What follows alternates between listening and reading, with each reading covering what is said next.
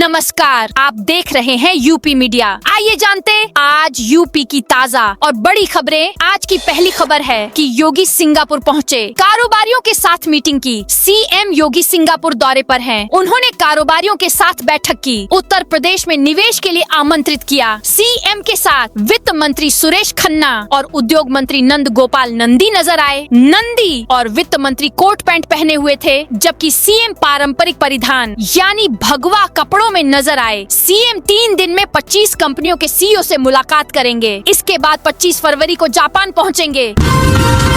अविमुक्तेश्वरानंद बोले, मैं कहीं भाग नहीं रहा हूँ। शंकराचार्य स्वामी अविमुक्तेश्वरानंद के खिलाफ बच्चों से यौन शोषण के मामले में एफआईआर होने के बाद पुलिस ने जांच तेज कर दी है। सूत्रों के मुताबिक प्रयागराज पुलिस की टीम वाराणसी के लिए रवाना हो गई है। टीम उनसे पूछताछ कर सकती है, जरूरत पड़ने पर गिरफ्तारी भी कर सकती है। इधर शंकराचार्य स्वामी अविमुक्तेश्वरानंद ने सोमवार सुबह अपने वकीलों के साथ बैठक की। वकीलों से केस को लेकर सुझाव लिया। माना जा रहा कि वह गिरफ्तारी पर रोक के लिए हाईकोर्ट का रुख कर सकते हैं। बच्चों का किराया उम्र से नहीं, लंबाई से होगा तय। नमो भारत और मेट्रो ट्रेन में किराए को लेकर अनोखा नियम। नमो भारत और मेट्रो ट्रेन में बच्चों के किराए को लेकर अनोखा नियम लागू है। सामान्य तौर पर परिवहन सेवाओं में उम्र के आधार पर छूट दी जाती है, लेकिन यहाँ लंबाई का मानक तय किया गया है। स्टेशन परिसर और एएफसी गेट्स के पास लंबाई मापने के लिए निशान लगाए गए हैं। यदि बच्चे की लंबाई 90 सेंटीमीटर 2.95 फीट से नीचे है तो वह अपने अभिभावक के साथ मुफ्त सफर कर सकता है। यदि लंबाई 90 सेंटीमीटर या उससे ऊपर है तो उसे पूरा टिकट लेना होगा। पीएम मोदी ने संसद में कुर्सी घेरने पर चुप्पी तोड़ी। प्रधानमंत्री नरेंद्र मोदी ने 17 दिन पहले लोकसभा में कांग्रेस की महिला सांसदों के कुर्सी घेरने पर चुप्पी तोड़ी है। पीएम ने रविवार को मेरठ में कहा, कुर्सी पर बैठने से पहले जनता का दिल जीतना पड़ता है। उन्होंने आरोप लगाया कि महिला सांसदों को आगे कर सीट पर कब्जा कर प्रधानमंत्री नहीं बना जा सकता। पीएम मोदी ने कांग्रेस से सवाल पूछा, क्या आप इतने खोखले हो गए हैं कि माताओं बहनों को इसके लिए आगे कर रहे हो? पीएम ने आगे कहा, कांग्रेस देश के लिए बोझ बन गई है और उसकी राजनीति जनभावनाओं से कट चुकी है। अखिलेश यादव ने दोनों डिप्टी सीएम को दिया खुला ऑफर। समाजवादी पार्टी के राष्ट्रीय अध्यक्ष और पूर्व मुख्यमंत्री अखिलेश यादव ने एक बार फिर प्रदेश के दोनों डिप्टी सीएम को मुख्यमंत्री बनने का ऑफर दिया है। गोरखपुर में इलाज के दौरान कथित लापरवाही से 19 लोगों की आंखों की रोशनी जाने की घटना पर योगी सरकार को घेरते हुए अखिलेश ने बीजेपी के भीतर जारी कथित अंतर्कलह पर तीखा तंज कसा है। गोरखपुर में अपर नगर आयुक्त की कार डिवाइडर से टकराई। गोरखपुर में नगर निगम के अपर नगर आयुक्त अतुल कुमार की कार का रविवार को एक्सीडेंट हो गया। बताया जा रहा है कि रास्ते में 2 सांड आपस में लड़ रहे थे। उन्हें बचाने के चक्कर में कार डिवाइडर से टकरा गई। सीट बेल्ट लगाने और एयर बैग खुलने के कारण ड्राइवर और अपर नगर आयुक्त हादसे में बाल बाल बच गए। ड्राइवर और अपर नगर आयुक्त पूरी तरह से सुरक्षित हैं। हादसा रविवार को शेर सिंह ढाबा के पास हुआ।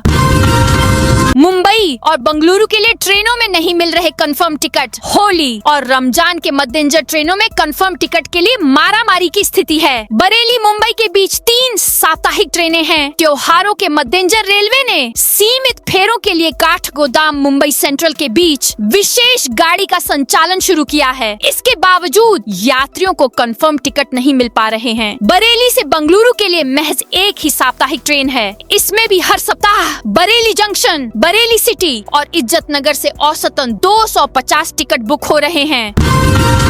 पीडब्ल्यूडी निविदाओं में 40 करोड़ के घोटाले का आरोप। अंबेडकर नगर में लोक निर्माण विभाग के कंस्ट्रक्शन डिवीजन की लगभग 40 करोड़ रुपए की निविदाओं में कथित घोटाले का मामला सामने आया है। आरोप है कि अधिशासी अभियंता ने निविदा प्रक्रिया में हॉट मिक्स प्लांट की शर्त जोड़कर करीब 200 ठेकेदारों को टेंडर प्रक्रिया से बाहर कर दिया।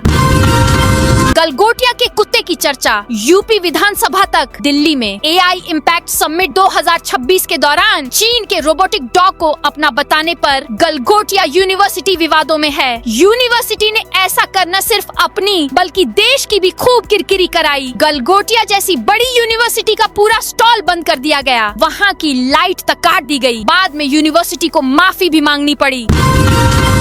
सीतापुर सांसद पर यौन शोषण मामले में आज अंतिम सुनवाई। सीतापुर के कांग्रेस सांसद राकेश राठौर पर लगे यौन शोषण आरोप मामले में आज लखनऊ हाईकोर्ट से फैसला आना है। आज हाईकोर्ट यह तय करेगा कि इस मामले में निचली अदालत में सांसद के खिलाफ ट्रायल जारी रहेगा या नहीं। इससे पहले 9 फरवरी को अदालत में सुनवाई हुई थी। सीओ सिटी की ओर से वॉइस सैंपल की FSL रिपोर्ट अदालत में पेश की गई थी। रिपोर्ट को केस डायरी के साथ लगाकर कोर्ट के समक्ष रखा गया था। राकेश राठौर ने निचली अदालत में पुलिस की ओर से दर्ज चार्जशीट के खिलाफ हाईकोर्ट में चुनौती दी है। मंत्री AK शर्मा ने लगाई काशी में पार्षदों की पाठशाला। नगर विकास मंत्री ने सर्किट हाउस में पार्षदों की पाठशाला लगाई। इस दौरान उन्होंने पार्षदों से कहा, प्रधानमंत्री नरेंद्र मोदी के संसदीय क्षेत्र काशी को स्वच्छता सर्वेक्षण की राष्ट्रीय रैंकिंग में शीर्ष स्थान दिलाने के लिए शासन और प्रशासन ने अपनी सक्रियता बढ़ा दी है। उन्होंने कहा, बनारस की बेहतर रैंकिंग केवल कागजी कार्रवाई से नहीं बल्कि वास्तविक जनसहभागिता से ही संभव है। ऐसे में हमें ध्यान देना होगा कि किन कमियों की वजह से हम पिछली बार 17वें पायदान पर थे। बीजेपी विधायक ने फावड़े से खोदी 38 लाख की सड़क। फतेहपुर में भाजपा विधायक कृष्णा पासवान ने एक निर्माणाधीन सड़क फावड़े से खोद डाली। उन्होंने PWD के अफसरों को फटकार भी लगाई। कहा, भ्रष्टाचार बर्दाश्त नहीं किया जाएगा। विधायक ने फावड़े से खोदकर सड़क की मोटाई चेक की। उन्हें सड़क की गुणवत्ता को लेकर शिकायत मिली थी। विधायक ने इसका वीडियो सोशल मीडिया पर शेयर किया है, जिस पर लोग कमेंट कर रहे हैं। एक यूजर ने लिखा, अब ऐसा करने से कोई फायदा नहीं है। 2027 में जनता बटन दबाएगी। कानपुर में तेज आवाज में डीजे बजाना पड़ा महंगा। शहर में निर्धारित सीमा से अधिक ध्वनि में डीजे बजाने वालों पर पुलिस ने सख्ती दिखाई है। हाईकोर्ट की गाइडलाइन और भारतीय नागरिक सुरक्षा संहिता 2023 की धारा 163 के उल्लंघन में अलग अलग थाना क्षेत्रों में 5 मुकदमे दर्ज किए गए हैं। पुलिस कमिश्नर के निर्देश पर जनपद में अपराध नियंत्रण और सार्वजनिक शांति बनाए रखने के लिए विशेष अभियान चलाया जा रहा है। इसी के तहत ध्वनि प्रदूषण फैलाने वालों पर कार्रवाई की गई। जयंत को साथ रख किसानों को साधने की रणनीति। पश्चिम उत्तर प्रदेश के किसान मतदाताओं को साधने का सियासी संदेश दिखाई दिया। PM मोदी ने राष्ट्रीय लोकदल के मुखिया और केंद्रीय मंत्री जयंत चौधरी को साथ रखकर किसानों को साधने की कोशिश की। मेरठ की जनसभा ने साफ कर दिया कि पश्चिम उत्तर प्रदेश की राजनीति में किसान व जाट समीकरण अब भी निर्णायक भूमिका में है। 7 भूमिगत मेट्रो स्टेशनों के लिए टेंडर होली के बाद लखनऊ मेट्रो के दूसरे चरण के तहत 7 भूमिगत मेट्रो स्टेशनों के निर्माण के लिए टेंडर होली के बाद किए जा सकते हैं। इसके लिए अधिकारियों ने तैयारियां शुरू कर दी हैं। इससे एक साथ 3 काम शुरू हो सकेंगे। बसंत कुंज मेट्रो डिपो के साथ एलिवेटेड और भूमिगत स्टेशनों का निर्माण गति पकड़ेगा। अप्रैल से निर्माण कार्य नजर आने की उम्मीद जताई जा रही है। LU में लाल बारादरी खुलवाने के समर्थन में इमरान प्रतापगढ़ी। लखनऊ विश्वविद्यालय कैंपस में लाल बारादरी में फेंसिंग निर्माण को लेकर रविवार को छात्र गुटों के प्रदर्शन के बाद अब मामला तूल पकड़ता दिख रहा है। सियासी लोगों की भी इस मामले में एंट्री हो चुकी है। राज्यसभा सांसद इमरान प्रतापगढ़ी ने अपने सोशल मीडिया पोस्ट से इस मामले को बेहद गंभीर बताया। उन्होंने रात में धरने पर बैठे छात्रों से वीडियो कॉल पर बात की। छात्रों के रुख को जायज बताते हुए रमजान के महीने में विश्वविद्यालय प्रशासन की इस हरकत की निंदा की। उन्होंने कहा, विश्वविद्यालय प्रशासन कैंपस को नफरत की प्रयोगशाला न बनाए, उस जगह को बच्चों के लिए खोला जाए।